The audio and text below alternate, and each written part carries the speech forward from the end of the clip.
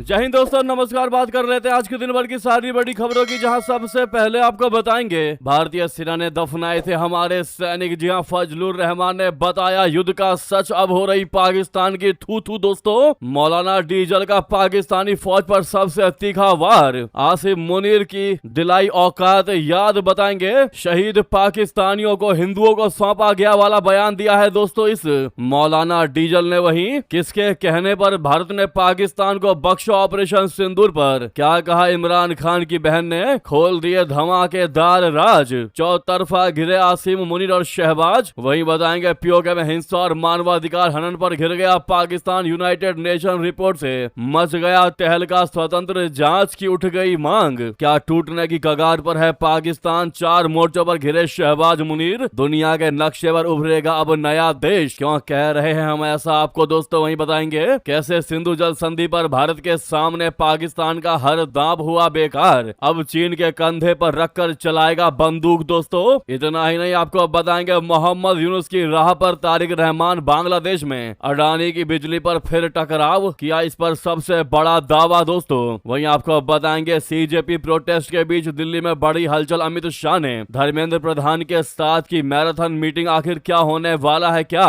वाकई में वही होगा जो सीजेपी चाहती है, जो सोनम वांगचुक चाहते हैं, या फिर कोई नई प्लानिंग के लिए बुलाई गई है ये बैठक। दोस्तों, क्या है जानकारी, सबसे पहले आपको बताएंगे, जो कोई भी नहीं आपको बताएगा। दोस्तों, बस आप वीडियो के अंत तक बने रहिएगा। और खबरों में आगे बढ़ने से पहले देश भारत की बढ़ती ताकत का पुरजोर समर्थन करते हैं तो वीडियो को लाइक करके, चैनल को सब्सक्राइब करके, बेल आइकन दबा के कमेंट में जय हिंद अवश्य कह दीजिएगा। बात कर लेते हैं पहली सबसे बड़ी खबर की, जहां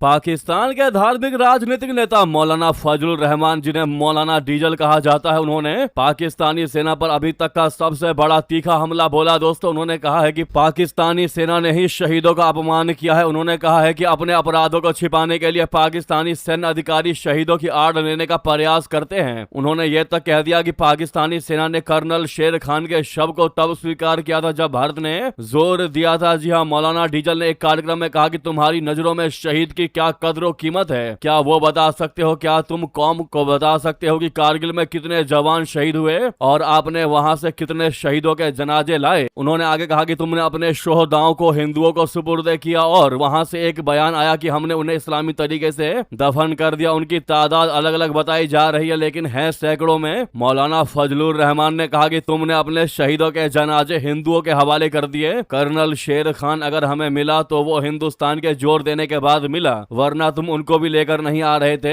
हिंदुस्तान के कहने के बाद आपने उनके जनाजे को कबूल किया। अपने शहीदों को तौहीन जो तुम लोगों ने किया है और अपने जुर्म को छिपाने के लिए तुम शहीदों की आड़ लेने की कोशिश करते हो। दोस्तों, आपको बता दें कि जमीयत उलेमाए इस्लाम फजल के प्रमुख मौलाना फजलुर रहमान लगातार पाकिस्तानी सेना पर तीखे हमले कर रहे हैं, जिसके बाद उनके खिलाफ देशद्रोह के आरोप में मुकदमा भी दर्ज किया गया है, लेकिन फिर भी वो आसिम मुनीर पर तीखे हमले कर रहे हैं। उन्होंने आरोप लगाया है कि जनरल अपनी संस्थागत नाकामियों को छिपाने और अपनी राजनीतिक पकड़ मजबूत करने के लिए शहीद सैनिकों के बलिदान का फायदा उठा रहे हैं। उन्होंने बताया कि हमारे बदले भारतीय सेना ने उनके शवों को दफनाए थे, हमारे सैनिकों के शवों को दफनाए थे, तुमसे अच्छे तो भारतीय हैं। जहां एक बार फिर भारत की तारीफ करते हुए मौलाना फजलुर रहमान ने आसिम मुनीर की बखिया उधेड़ दी। दोस्तों, उधर आपको बता दें इमरान खान की बहन ने भी खोले धमाकेदार राज ऑपरेशन सिंदूर पर, कहा किसके कहने पर भारत ने पाकिस्तान को बख्शा था, भूल गए क्या। जी हां, भारत के ऑपरेशन सिंदूर को लेकर पाकिस्तान के पूर्व प्रधानमंत्री इमरान खान की बहन नूरीन नियाजी ने बड़ा दावा किया। उन्होंने आरोप लगाया कि भारतीय सैन्य कार्रवाई के दौरान पाकिस्तान की स्थिति बेहद कमजोर हो गई थी और सैन्य नेतृत्व को अंतर्राष्ट्रीय शक्तियों से हस्तक्षेप की अपील करनी पड़ी। हालांकि उन्होंने अपने दावों के समर्थन में कोई सबूत पेश नहीं किया। एक इंटरव्यू में नूरीन नियाजी ने कहा कि ऑपरेशन सिंदूर के दौरान भारतीय हमलों के सामने पाकिस्तान की सैन्य स्थिति कमजोर पड़ गई थी। उनके अनुसार हालात ऐसे बन गए थे कि पाकिस्तान के सैन्य नेतृत्व को संघर्ष रोकने के लिए अंतर्राष्ट्रीय समुदाय से मदद मांगनी पड़ी। उन्होंने आरोप लगाया कि इसके बावजूद पाकिस्तान की सेना प्रमुख जनरल आसिम मुनीर और प्रधानमंत्री शहबाज शरीफ देश की जनता के सामने जीत की कहानी पेश कर रहे हैं। नूरीन नियाजी ने दावा किया कि भारत ने इजराइल के कहने पर ही सैन्य कार्रवाई आगे नहीं बढ़ाई, क्योंकि उस समय पाकिस्तान कथित तौर पर इजराइल को मान्यता देने की दिशा में आगे बढ़ रहा था। उन्होंने यह भी आरोप लगाया कि यह पूरा घटनाक्रम पाकिस्तान के सैन्य नेतृत्व की छवि मजबूत करने के लिए योजनाबद्ध था। यानी कि दोस्तों, इमरान इमरान खान की बहन ने सीधा सीधा पाकिस्तान के प्रधानमंत्री शहबाज शरीफ और जनरल आसिफ मुनीर की पोल खोल डाली और बता दिया कि तुम वैसे तो इजराइल को मान्यता देना नहीं चाहते, लेकिन जब तुम्हें दिख रहा है कि इधर भारत लगातार तुम्हारी हालत खराब कर रहा है तो तुम ऐसा माहौल बनाने लगे थे कि तुम इजराइल को मान्यता दोगे एक देश के तौर पर, उसको एफिलिएट करोगे। लेकिन जब भारत ने इजराइल के कहने पर युद्ध को रोक दिया या फिर इजराइल के इशारों पर दोस्ती निभाते हुए अटैक्स को कम कर दिया, उसके बाद फिर तुम अकड़ दिखाने की बात करते हो। मत भूलो अपने रियलिटी को। दोस्तों बड़े ही बेस्ट तरीके से बखिया उधेड़ी आसिफ मुनीर और शहबाज की इमरान खान की बहन ने। इस पर आपकी क्या राय है दोस्तों? अगर आप भी फजलुर रहमान और इमरान खान की बहन की बात का समर्थन करते हैं, मानते हैं कि इन्होंने बिल्कुल सही कहा, रियलिटी चेक दिया है, तो सामने लाइक का बटन है दोस्तों, अभी तक लाइक नहीं किया इस वीडियो को तो इस लाइक के बटन को अवश्य प्रेस कर दीजिएगा। नेक्स्ट खबर की बात करते हैं, जहां पाकिस्तान अधिकृत कश्मीर यानी पीओके में विरोध प्रदर्शनों के दौरान आई संयुक्त राष्ट्र की मानवाधिकार रिपोर्ट ने पाकिस्तान की पोल खोलकर रख दी है। इस रिपोर्ट में बताया गया है कि कैसे पीओके के लोगों पर अत्याचार और उनके मानवाधिकारों का उल्लंघन किया जा रहा है। ऐसे में पीओके के नेता इस रिपोर्ट का हवाला देकर 5 जून को ही नागरिकों की हत्याओं की निष्पक्ष अंतर्राष्ट्रीय जांच की मांग कर रहे हैं। उनका कहना है कि पीओके में होने वाले चुनावों से पहले इस मुद्दे पर जवाबदेही तय होनी चाहिए। जी हाँ, रावला कोर्ट में धरने के दौरान जम्मू कश्मीर अवामी एक्शन कमेटी बोले तो जाग के नेताओं ने पाकिस्तान के सुरक्षा बलों पर प्रदर्शनों के दौरान नागरिकों के खिलाफ आवश्यकता से ज्यादा बल का प्रयोग करने का गंभीर आरोप लगाया। उन्होंने मांग की है कि इसके लिए जिम्मेदार लोगों की पहचान की जाए और उन पर मुकदमा चलाया जाए। प्रदर्शनकारियों को संबोधित करते हुए जाग नेता सरदार उमर नजीर कश्मीरी ने कहा कि 5 जून को हुई हिंसा को नजरअंदाज नहीं किया जा सकता और अंतर्राष्ट्रीय समुदाय को इस क्षेत्र की स्थिति पर ध्यान देने का आग्रह किया। जाख नेताओं के बयानों के मुताबिक उन्होंने कहा कि जब तक न्याय नहीं मिलता हम अपनी आवाज उठाते रहेंगे। प्रदर्शन के दौरान हुई हत्याओं के लिए जिम्मेदार लोगों को बेनकाब किया जाना चाहिए और उन्हें जवाबदेह ठहराया जाना चाहिए। जाग ने यह भी मांग की है कि पाकिस्तान अधिकृत कश्मीर पर संयुक्त राष्ट्र की हालिया मानवाधिकार रिपोर्ट में की गई सिफारिशों को लागू किया जाए। उनका तर्क था कि किसी भी चुनावी प्रक्रिया को विश्वसनीय मानने से पहले नागरिकों की मौत की निष्पक्ष जांच जरूरी है।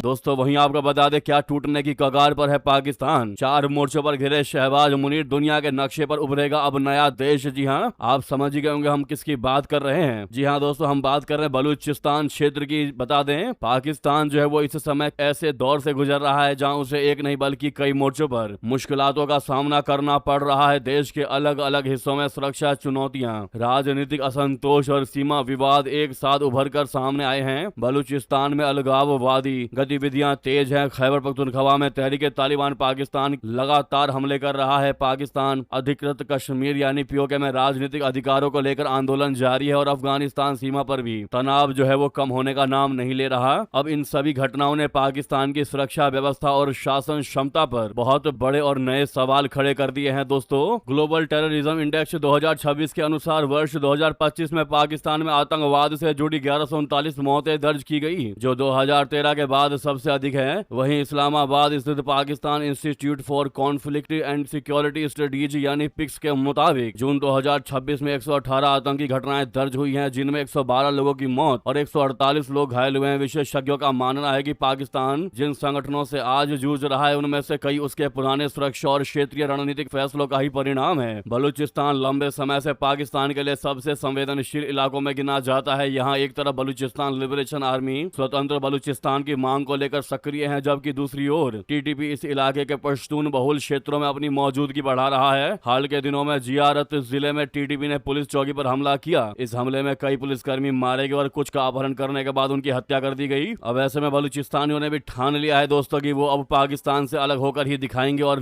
लगातार बड़े बड़े ऐलान कर दिए हैं कि हमारा अपना झंडा होगा, अपना गाना होगा, राष्ट्रगान होगा, अपना प्रोडक्शन होगा। जी हाँ दोस्तों, वहीं आपको बता दें सिंधु जल संधि पर भारत के सामने पाकिस्तान का हर दाव कैसे हुआ बेकार। अब चीन के कंधे पर रखकर चलाएगा बंदूक। दोस्तों भारत के सिंधु जल संधि पर रोक लगाने के बाद उससे पाकिस्तान बौखलाया हुआ है। पाकिस्तान ने आरोप लगाया है कि भारत पाकिस्तान के पानी को रोक रहा है और ऐसा करके भारत लगातार देश की 80% आबादी के लिए खतरा पैदा कर रहा है। हाल के दिनों में पाकिस्तान की बौखलाहट में तेजी आई है और उसके मंत्रियों की तरफ से पानी को लेकर युद्ध की धमकियां दी जा रही है। इसकी वजह भारत के हिस्से में पश्चिमी नदियों पर बुनियादी ढांचे के विकास में तेजी है, जिसने पाकिस्तान के अंदर डर पैदा कर दिया। दोस्तों भारत ने पश्चिमी नदियों की कई परियोजनाओं परियोजनाओं पर काम तेज कर दिया है, जिसमें चिनाब व्यास लिंक टनल और रणवीर नहर के विस्तार जैसे प्रोजेक्ट अहम हैं। इसके साथ ही भारत ने पाकिस्तान के साथ नदियों के हाइड्रोलॉजिकल डेटा को भी साझा करना बंद कर दिया है। इससे पाकिस्तान को नदियों में पानी के बहाव में वृद्धि और कमी की जानकारी नहीं मिल रही है। पाकिस्तान ने बार बार भारतीय परियोजनाओं को लेकर रोना रोया है, लेकिन उसका असल डर इससे कहीं आगे का है। इस्लामाबाद को डर है कि भारत ऊपरी इलाकों में पानी पर नियंत्रण कर सकता है। हाल ही में भारत के जल शक्ति मंत्री CR पाटिल ने कहा था कि 2028 तक पाकिस्तान के लिए पानी की एक बूंद नहीं पहुंचने दी जाएगी। इस बयान ने पाकिस्तान के अंदर भारतीय परियोजनाओं को लेकर डर पैदा किया है। दोस्तों, अगली खबर की बात करते हैं, जहां मोहम्मद यूनुस की राह पर तारिक रहमान। बांग्लादेश में अडानी की बिजली पर फिर बड़ा टकराव, बड़ा दावा। बता दें, बांग्लादेश पावर डेवलपमेंट बोर्ड की वार्षिक रिपोर्ट में सबसे बड़ा यह दावा किया गया है कि अडानी पावर प्लांट से मिलने वाली बिजली की कीमत लगभग 14.86 टका यानी लगभग 10.15 प्रति यूनिट है। तो वहीं भारत के अन्य 3 आपूर्तिकर्ताओं NWVN, PTC इंडिया और सेम्ब कॉर्प की औसत कीमत महज 9.33 टका प्रति यूनिट है। इस रिपोर्ट में आरोप लगाया गया है कि अडानी की बिजली अन्य दूसरे आपूर्तिकर्ताओं के मुकाबले 59% तक ज्यादा महंगी पड़ती है। दोस्तों, इन आरोपों के बाद सवाल ये उठ रहे हैं कि वाकई ऐसा जो दावा किया गया है या फिर तारिक रहमान की सरकार राजनीतिक फायदे के लिए भारतीय बिजली कंपनी पर निरर्थक आरोप लगा रही है। वहीं नव भारत टाइम्स मीडिया में छपी खबर के मुताबिक बांग्लादेशी अखबार द बिजनेस स्टैंडर्ड के मुताबिक बांग्लादेश पावर डेवलपमेंट बोर्ड की वार्षिक रिपोर्ट के विश्लेषण में यह कहा गया है कि अडानी से खरीदे जाने वाली बिजली की लागत भारत की अन्य 3 बिजली सप्लाई करने वाली कंपनियों के संयुक्त औसत दर की तुलना में लगभग 59% ज्यादा थी। द बिजनेस स्टैंडर्ड की रिपोर्ट के अनुसार बांग्लादेश 4 भारतीय सप्लायर्स से अलग अलग समझौता के तहत बिजली खरीदता है। ये कंपनियां हैं Adani power, NTPC Vidyut Vyapar Nigam limited, Sembcorp energy India limited और power trading corporation of India limited PTC India. जी हां दोस्तों, रिपोर्ट में कहा गया है कि पावर डेवलपमेंट बोर्ड ने वित्त वर्ष 2025 में अडानी से खरीदी गई बिजली के लिए औसतन 14.86 टका प्रति किलोवाट घंटा का भुगतान किया गया। इसकी तुलना में बाकी 3 सप्लायर्स के लिए संयुक्त वेटेड एवरेज टैरिफ 9.33 टका प्रति यूनिट था। रिपोर्ट में कहा गया है कि अलग अलग तुलना करने पर यह अंतर और भी ज्यादा था। जी हां दोस्तों, बांग्लादेश में अडानी की बिजली सप्लाई को लेकर हमेशा से आरोप लगते रहे हैं। मोहम्मद यूनुस की अंतरिम सरकार ने भी एक पॉलिटिकल टूल की तरह इसका इस्तेमाल किया। इसीलिए सवाल ये उठ रहे हैं कि क्या तारिक रहमान की सरकार भी मोहम्मद यूनुस के रास्ते पर ही चल रही है, क्योंकि पिछले साल नवंबर में मोहम्मद यूनुस की अगुवाई वाली अंतरिम सरकार ने कहा था कि अगर भारत के अडानी ग्रुप के साथ 2017 के बिजली समझौतों में कोई गड़बड़ी या भ्रष्टाचार साबित होता है तो वे इसे रद्द करने में बिल्कुल भी संकोच नहीं करेंगे। इस रिपोर्ट में ऊर्जा क्षेत्र में भारी भ्रष्टाचार के आरोप लगाए गए थे। जी हां दोस्तों, वहीं आपको बता दें,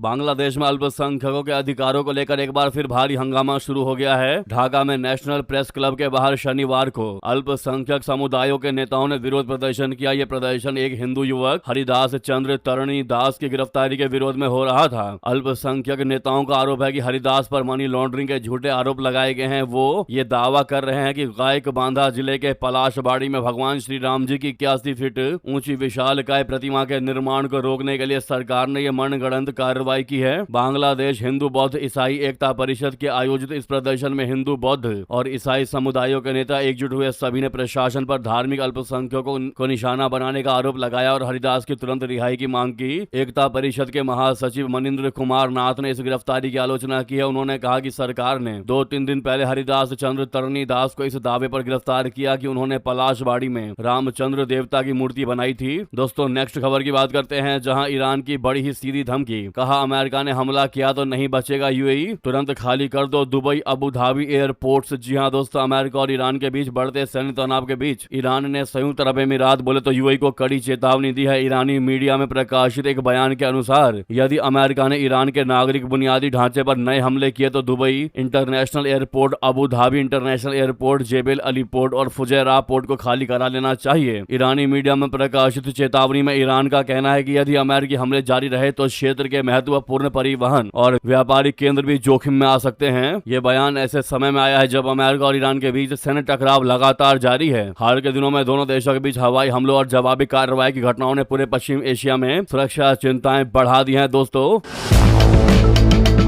वहीं ईरानी हमलों में 3 अमेरिकी सैनिकों को गंवाने के बाद भड़के ट्रंप ने कहा कि हम और जोरदार अटैक करेंगे ईरान पर। जी हां दोस्तों, अमेरिकी सेंट्रल कमांड बोले तो सेंटकॉम ने रविवार को बताया कि उत्तरी इराक में एक ईरानी ड्रोन से गिरे अनएक्सप्लोडेड ऑर्डिनेंस बोले तो अविस्फोटित विस्फोटक को निष्क्रिय करने के दौरान एक अमेरिकी सैनिक की मौत हो गई, जबकि एक अन्य सैनिक घायल हो गया। इस घटना के कुछ घंटों बाद अमेरिका ने ईरान पर नए हवाई हमलों की घोषणा की है। इसके अलावा IRGC ने जॉर्डन में अमेरिकी सेना के ठिकाने पर हमला कर कई सैनिकों के मारे जाने का दावा किया और साथ में 17 अमेरिकी सैनिकों की अब तक मौत के बाद ट्रंप ने तुरंत सैन्य कार्रवाई का आदेश दिया और कहा कि संयुक्त राज्य अमेरिका ने आज रात ईरान पर बहुत जोरदार हमला किया है। सेंटकॉम ने बताया कि यह हमला स्ट्रेट ऑफ हॉर्मुज जैसे बिजी और रणनीतिक समुद्री मार्ग में कमर्शियल जहाजों और नागरिकों पर हमले करने वाली ईरानी सैन्य क्षमताओं को नष्ट करने के उद्देश्य से किया गया है। दोस्तों उधर बता दें, जानकारी ये भी है कि ईरान में दिग्गज सुन्नी मौलवी मोहम्मद अनवर की हत्या कर दी गई है। जुमे की नमाज की करते थे ये अगुवाई। दोस्तों पाकिस्तान के पास बॉर्डर इलाके में अज्ञात हमलावरों ने इनको गोली मार दी। मिर्जा वे प्रांत के गवर्नर ने बताया कि अज्ञात हथियारबंद लोगों ने शहर की अली इब्न अबी तालिब मस्जिद में सुन्नी मौलवी मोहम्मद अनवर रिगी की हत्या कर दी है। उन्होंने इसे आतंकी हमला करार दिया है। मिर्जा वे ईरान के दक्षिण पश्चिमी प्रांत का इलाका है। उन्होंने कहा कि कुछ हथियारबंद आतंकियों ने उसकी हत्या की है। साथ ही साथ आपको बता दें सबसे बड़ी खबर दोस्तों, CJP प्रोटेस्ट के बीच दिल्ली में बड़ी हलचल। अमित शाह जी ने धर्मेंद्र प्रधान के साथ की मैराथन मीटिंग। जी हां, संसद के मानसून सत्र के दिन पहले ही दिन सोमवार को केंद्रीय गृह मंत्री अमित शाह जी और केंद्रीय शिक्षा मंत्री धर्मेंद्र प्रधान के बीच करीब 3.5 घंटे तक अहम बैठक चली। यह बैठक संसद भवन परिसर में अमित शाह के कार्यालय में हुई है। हालांकि बैठक में किन मुद्दों पर चर्चा हुई इसकी आधिकारिक जानकारी सामने नहीं आई है दोस्तों, लेकिन यह बैठक ऐसे समय में हुई है जब कॉकरोच जनता पार्टी बोले तो CJP के चलो संसद मार्ग के दौरान हजारों प्रदर्शनकारी संसद की ओर बढ़ने की कोशिश कर रहे थे। प्रदर्शनकारी नीट पेपर लीक, शिक्षा व्यवस्था में गड़बड़ियों, परीक्षा प्रणाली में सुधार और शिक्षा मंत्री धर्मेंद्र प्रधान के इस्तीफे की मांग को लेकर विरोध प्रदर्शन कर रहे हैं। कॉकरोच जनता पार्टी के संस्थापक अभिजीत दिपके के नेतृत्व में 20 जून से दिल्ली के जंतर मंतर पर यह धरना प्रदर्शन चल रहा है। CJP का आरोप है कि परीक्षा प्रणाली में लगातार अनियमितताएं सामने आ रही है और नीट UG पेपर लीक से प्रभावित छात्रों को न्याय नहीं मिला है। इस बीच सरकार और CJP डेलीगेशन के बीच बातचीत की भी पहल हुई है। सरकार की ओर से केंद्रीय स्वास्थ्य मंत्री JP नड्डा और CJP की ओर से सौरभ दास और आशुतोष रांका ने